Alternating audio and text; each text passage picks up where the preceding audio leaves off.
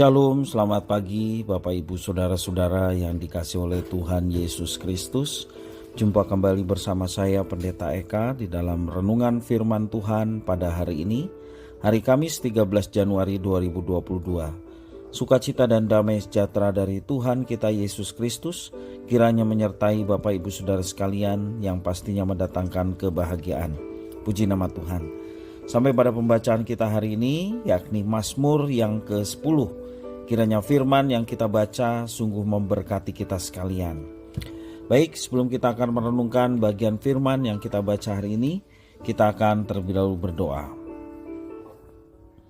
Tuhan Allah Bapa di surga yang kami puja sembah di dalam Yesus Kristus, kami sungguh bersyukur dan berterima kasih kepada Tuhan yang memelihara hidup kami sampai pada pagi hari ini. Kami boleh terus mengalami cinta kasih dan setia Tuhan yang begitu nyata. Dan biarlah pernyataan khusus yang Tuhan berikan membuat kami semakin mengenal pribadi Tuhan yang sungguh agung dan luar biasa di dalam Yesus Kristus. Sehingga kami terus dapat mengabdikan diri kepada Tuhan dengan apa yang Tuhan percayakan kepada kami. Juga kesempatan hari ini kami kembali dapat terus belajar firman Tuhan. Biarlah Engkau yang menolong kami untuk kami dapat memahami apa yang Kau maksudkan dalam kitab suci. Kau juga menolong kami untuk kami dapat terapkan dalam hidup kami setiap hari. Terpujilah nama-Mu Bapa, inilah diri kami sedia mendengarkan, merenungkan, serta menerapkannya dalam hidup kami. Demi nama Tuhan Yesus kami berdoa. Amin. Mazmur 10. Mengapa Engkau berdiri jauh-jauh ya Tuhan, dan menyembunyikan dirimu dalam waktu-waktu kesesakan? Karena congkak orang fasik giat memburu orang yang tertindas. Mereka terjebak dalam tipu daya yang mereka rancangkan. Karena orang fasik memuji-muji keinginan hatinya, dan orang yang loba mengutuki dan menista Tuhan. Kata orang fasik itu dengan batang hidungnya ke atas, Allah tidak akan menuntut, tidak ada Allah. Itulah seluruh pikirannya. Tindakan-tindakannya selalu berhasil. Hukum-hukummu tinggi sekali, jauh dari dia. Ia menganggap remeh semua lawannya. Ia berkata dalam hatinya, aku takkan goyang, aku tidak akan ditimpa malapetaka turun-temurun. Mulutnya penuh dengan sumpah serapah dan dengan tipu dan penindasan. Di lidahnya ada kelaliman dan kejahatan. Ia duduk menghadang di gubuk-gubuk, di tempat yang tersembunyi. Ia membunuh orang yang tak bersalah. Matanya mengintip orang yang lemah. Ia mengendap di tempat yang tersembunyi seperti singa di dalam semak-semak. Ia mengendap untuk menangkap orang yang tertindas. Ia menangkap orang yang tertindas itu dan menariknya ke dalam jaringnya. Ia membungkuk dan meniarap, lalu orang-orang lemah jatuh ke dalam cakarnya yang kuat. Ia berkata dalam hatinya, Allah melupakannya. Ia menyembunyikan wajahnya dan tidak akan melihatnya untuk seterusnya. Bangkitlah Tuhan, ya Allah, ulurkanlah tanganmu. Janganlah lupakan orang-orang yang tertindas. Mengapa orang fasik menista Allah sambil berkata dalam hatinya, Engkau tidak menuntut? Mengambilnya ke dalam tanganmu sendiri. Kepadamulah orang lemah menyerahkan diri. Untuk anak yatim Engkau menjadi penolong. Patahkanlah lengan orang fasik dan orang jahat. Tuntutlah kefasikannya sampai Engkau tidak menemuinya lagi. Tuhan adalah Raja untuk seterusnya dan selama-lamanya. Bangsa-bangsa lenyap dari tanahnya. Keinginan orang-orang yang tertindas telah Kau dengar ya Tuhan. Engkau menguatkan hati mereka, Engkau memasang telingamu untuk memberi keadilan kepada anak yatim dan orang yang terinjak, supaya tidak ada lagi seorang manusia di bumi yang berani menakut-nakuti.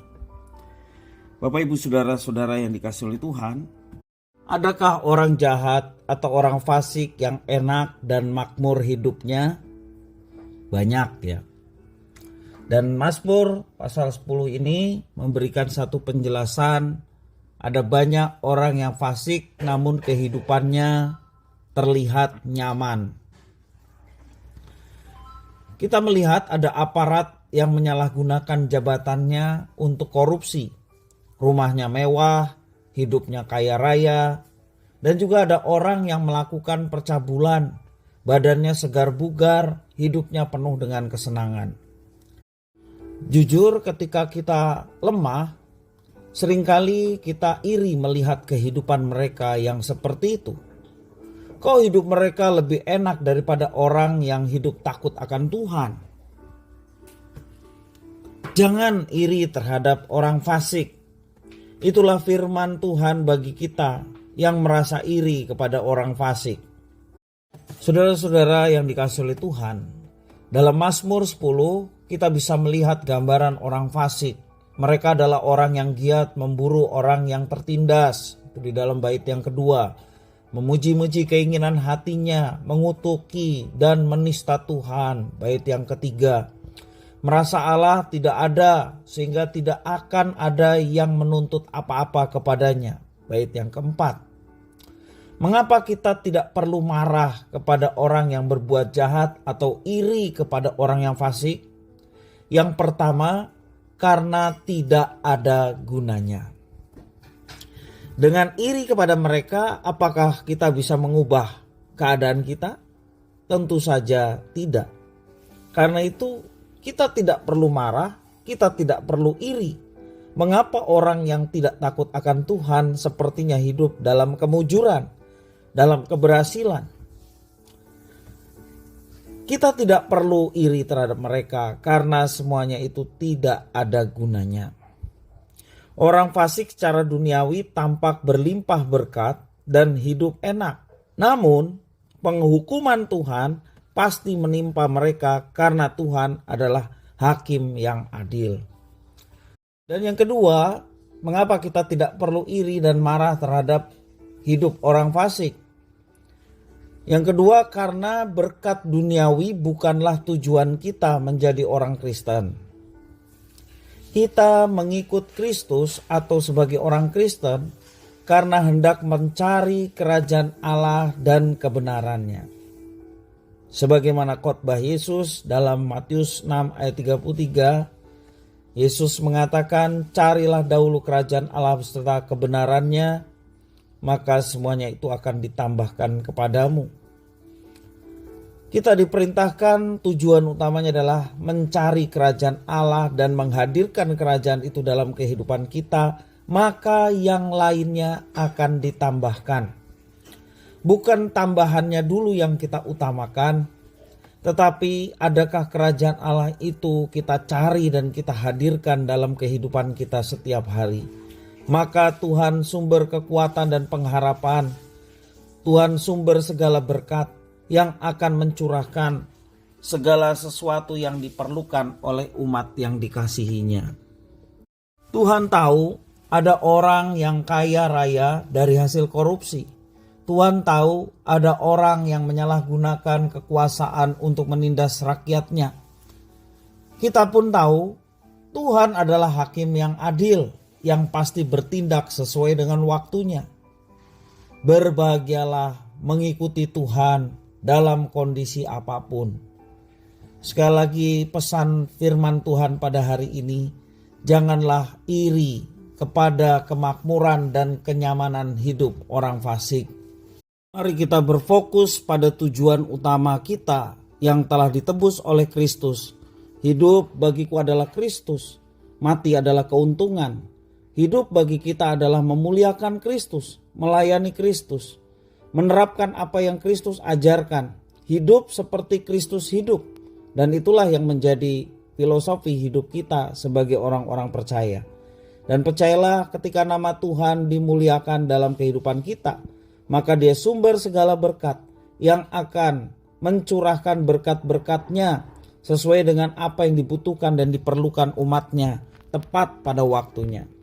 Karena itu jangan kita berpaling pada tujuan utama kehidupan kita sebagai orang percaya.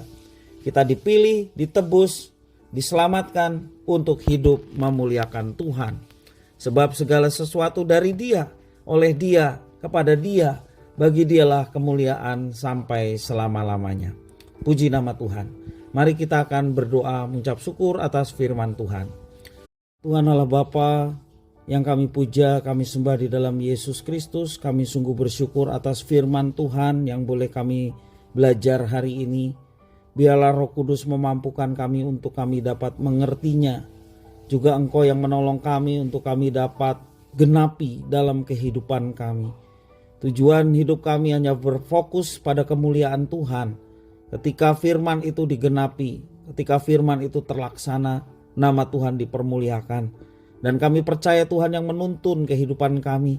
Tak kala kami menundukkan diri dalam ketaatan di hadapan Tuhan. Tuhan sumber segala berkat yang akan mencurahkan segala apa yang dibutuhkan umatnya menurut kekayaan dan kasih karunia yang Tuhan nyatakan kepada umat yang dikasihi. Terima kasih ya Tuhan. Inilah doa ucapan syukur kami atas firman Tuhan. Demi nama Tuhan kami Yesus Kristus, Tuhan dan Juru Selamat. Doa ini kami naikkan pada Bapa di surga. Haleluya. Amin.